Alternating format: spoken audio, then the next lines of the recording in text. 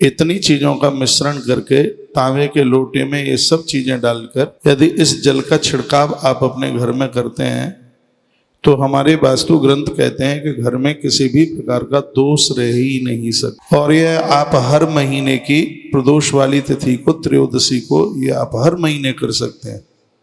2 महीने बाद कर सकते हैं, 3 महीने बाद कर सकते हैं, 6 महीने बाद कर सकते हैं। लेकिन यह तो सब कीजिए, ये तो आप अपनी दुकान में भी कीजिए, मकान में भी कीजिए। किसी का जादू टोना टोटका अलाय बलाय आपके भवन पर, आपकी दुकान पर, आपके कारोबार में किसी भी प्रकार का किसी का एक कुप्रभाव जमी ही नहीं पाएगा, चलेगा ही नहीं। तो उसके लिए मैं आपको एक 27 चीजें लिखा रहा हूं। कहीं तोड़ा ताड़ी की आपको कोई जरूरत नहीं पड़ेगी। जहां जैसे आपने बना दिया है, ये 2700 चीजों को आप रक्त वस्त्र में बांधकर मकान में जहां रख दोगे तो ये बहुत ज्यादा शुभता घर को देगा। या इसको तांबे के लोटे में, पानी में, ये सब चीजें भर के घर में इसका छिड़काव किया जाए तो भी घर में इसकी समृद्धि होगी। सबसे पहले 27 चीजें मैं आपको बता रहा हूं, तो उसमें आप सबसे पहले लिखें सप्तमृतिका, यानी 7 जगह की माटी। सप्तमृतिका 7 जगह की माटी। 7 जगह की माटी कहाँ कहाँ की है? घोड़े के पामों की, घुड़शाला की, गैया के पाम के नीचे की माटी, हाथी के पाम के नीचे की माटी, चौराहे की माटी, बामी जिसे बोलते हैं उसकी भी माटी, पीपल के वृक्ष के नीचे की माटी और नदियों की माटी।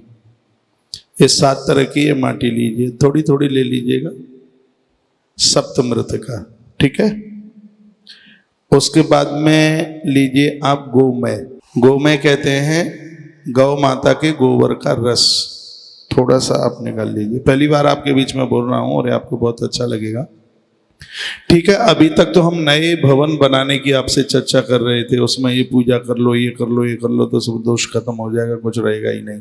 लेकिन जो पहले से बन गया है उसको तोड़ा ताड़ी ना करना पड़े और वो सब ठीक ठाक हो जाए, तो आज ये उसके उपाय की चर्चा कर रहे हैं। ये आप सुन लीजिए। सुन क्या लीजिए, लिख लीजिए। गैया के गोबर का रस, ये मैं आपको वह बता रहा हूँ जिसको एक लोटे में, पीतल के लोटे, वो तांबे के लोटे में ये सब इकट्ठा करके और आप उसके छींटे लगा सकते हैं और इसको बांध के भी रख सकते हैं। दोनों बातें।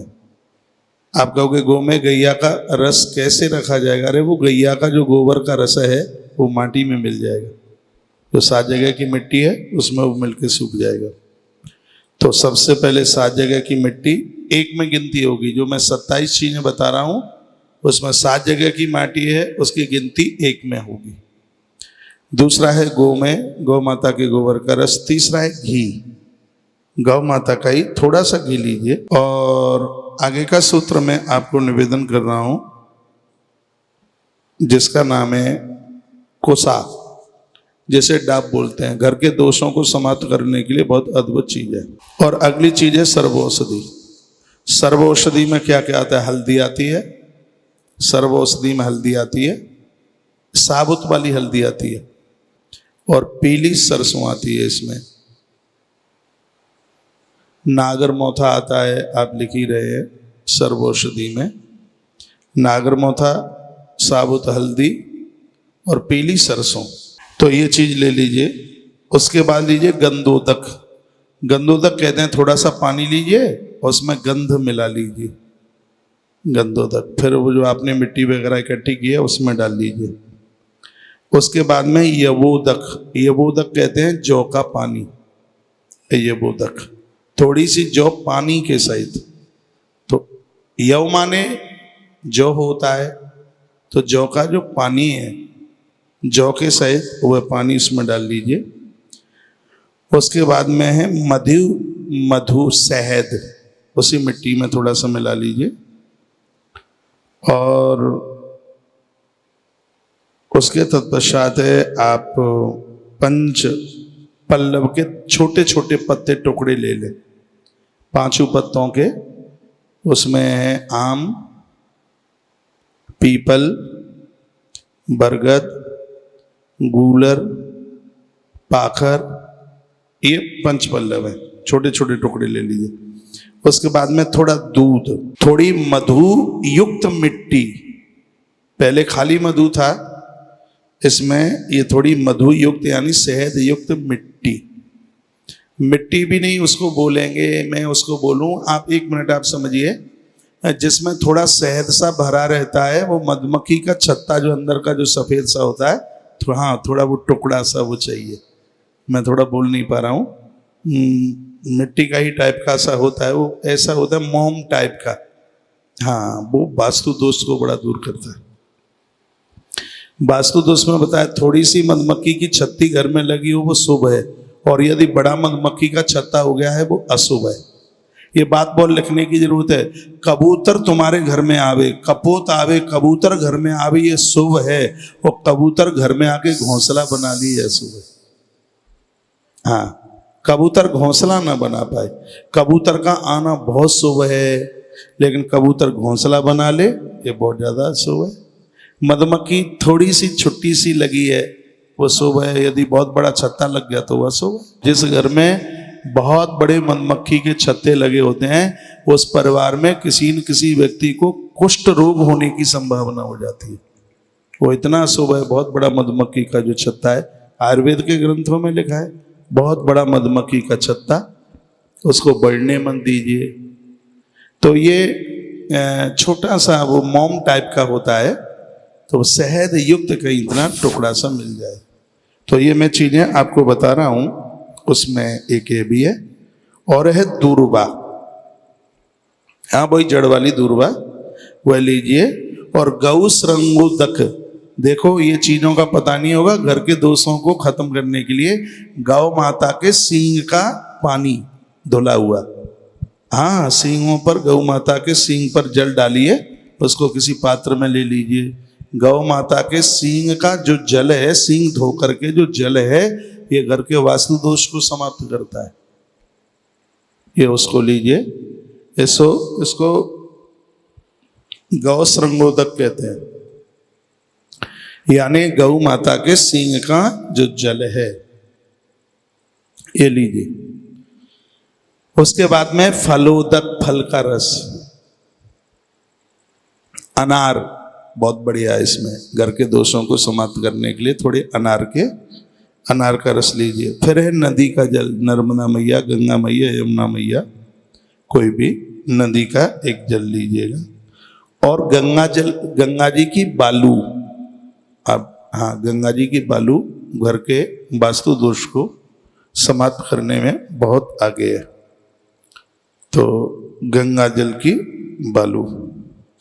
फिर है थोड़ा गौमूत्र, गौ माता का, देसी गैया का गौमूत्र, थोड़ा सा लीजिए। दही, थोड़ा दही। फिर लिए पंचगव्य, पंचगव्य में दूध, दही, घी, शहद और पंचगव्य में चीनी, दूध, दही, घी, शहद और चीनी, ये 5 चीजें, पांचों को मिला के ये पंचामृत है। हाँ ये पंचामृत लीजिए, पांचों चीजें मिलाकर। और पंचगव्य, दूध, उसका आधा दही, उसका आधा घी, घी का आधा गौमूत्र और उसका थोड़ा आधा गोबर का रस, ये चीज ले लीजिए। उसके बाद मीठा पानी, जिसमें थोड़ी चीनी या गुड़ पड़ा हो, थोड़ा सा मीठा पानी लीजिए। उसके बाद है सप्त धान्य, 7 तरह के अनाज। क्या क्या लेंगे? उड़द, आपको पता है घर में उड़द डालने से घर में नजर नहीं लगती, कभी किसी का जादू टोना नहीं चलता। ये उड़द वास्तु की शांति के लिए इतना प्रभावित है उड़द। तो उड़द 7 जो अनाज है वो नाम मैं आपको बता रहा हूँ, सप्त अनाज जिसे कहते हैं। उड़द, मूंग, गेहूं, चना, जौ, चावल, बाजरा, ये ले लीजिए। उड़द, मूंग, गेहूं, चना, जौ, चावल, बाजरा, इसको सप्त अनाज कहते हैं। यह ले लीजिए, ले लिया। चावल की जगह पे जो मैंने चावल लिखा है उसमें धान, धान चावल में अंतर है। चावल में जो छिलका लगा हुआ होता है, ये वास्तु दोष को दूर करने में बहुत आगे है। ये ले लीजिए, ये ले लिया संविधान। उसके बाद में एक चीज है, इसको क्या बोलेंगे, लाई। ये आपने देखा हो दिवाली के समय पर वो पूजा में लेते हैं, भुना हुआ चावल टाइप का, क्या बोलते हैं उसको, लाई नहीं बोलते, लाई बोलते हैं ना। वो थोड़े से में इतना बोरा भर जाता है। नहीं, लाई नहीं है, वो है खील। खील, वो खील घोड़े आते हैं पूजा में। हाँ, वो खील चावल का ही बनता है ना। खील लिख लो, खील लिख लो, मुझे शब्द याद में आ रहा है, खील, KHEEL, खील। अब लीजिए इसमें सफेद तिल, सफेद तिल। किसी तीर्थ का जल, कोई भी, वृंदावन, अयोध्या, काशी, कोई भी, जहां भी आप जाएं, तीर्थ का जल ले लीजिए। फिर है सुवर्णोदक, सोने का पानी, सोना नहीं, एक कटोरी में जल लीजिए, उसमें अंगूठी सोने का कोई भी कुछ भी डाल दीजिए, फिर उस सोने के आभूषण को निकाल लीजिए और सिर्फ वह पानी ले लीजिएगा। और इतना सा आपने लिख लिया। और पहाड़ का कोई थोड़ा सा चूड़ा, किसी पर्वत का चूड़ा, उसकी वो एकदम मिट्टी नहीं होती, थोड़ा पत्थर का घिसा हुआ चूड़ा सा होता है। ये सब चीजें आप मिला लीजिए। या तो इसको पोटली में बांध करके कहीं आप घर में ही ऐसी जगह साल में 2 बार बदल दीजिएगा। एक बार मकर संक्रांति को बदल दें, एक बार दिवाली के अमावस्या को बदल दें, आनंद ही आनंद हो जाएगा। कपड़े में रक्त कपड़ा ले लीजिए, लाल कपड़ा ले लें, और इसको कुछ समय के लिए हर त्रयोदशी को, जिसको प्रदोष की तिथि बोलते हैं, हाँ, उसको एक लोटे में, तांबे के लोटे में सब रख के आम के पत्ते से ऐसे छींटे लगा दीजिए पूरे घर में।